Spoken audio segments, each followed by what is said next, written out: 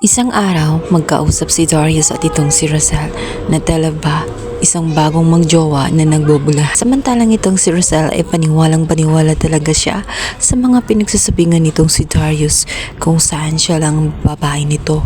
Hindi niya alam na bukod sa kanya, naroon itong si Melania. Nakahati niya, wala siyang malay sa mga pinagagawa at mga plano nga ni Darius. Kung saan ginagamit lamang siya nito at sinasamantala dahil alam ni Darius na close nga si Rosel at ang kanyang mga anak sa kanyang kapatid kung saan kailanman hindi na niya muling mauuto pa. Ito si Madam Jacinta. Gusto lang niya makalapit dito nang sa ganun magkakaroon siya ng pagkakataon kung paano makuha ang kayamanan nito. Dahil buhat nang mawala ng tiwala itong si Jacinta ay ayaw niya maging malapit sa kanyang madaling kapatid. Salita ay ginagamit lamang si Rosel na maging access sa kanyang ate para magkaroon siya ng mga plano at madali ang kanyang mga gustong gawin. Inuuto lamang niya itong si Rosel. Hindi naman talaga niya ito mahal. Samantalang hindi lamang siya ang gumagamit sa kanya. Maging itong si Melania ay ginagamit na rin ang pagkakataon. Walang alam si Rosel na si Melania ay isa ding mapagpanggap kung saan sinasakyan ang pagkakataon.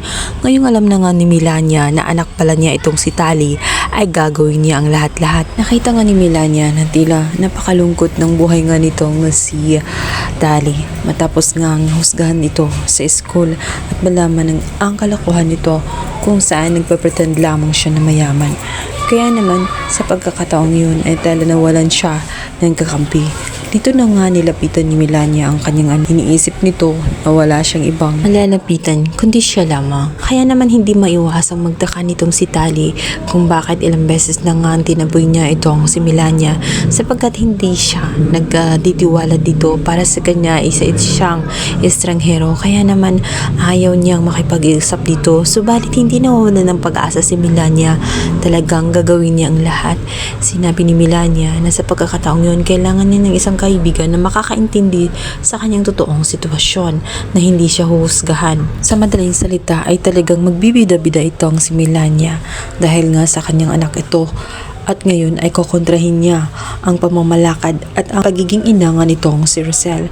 Samantala, magkikita at magkakakilala naman si Annalyn at itong si Tyrone kung saan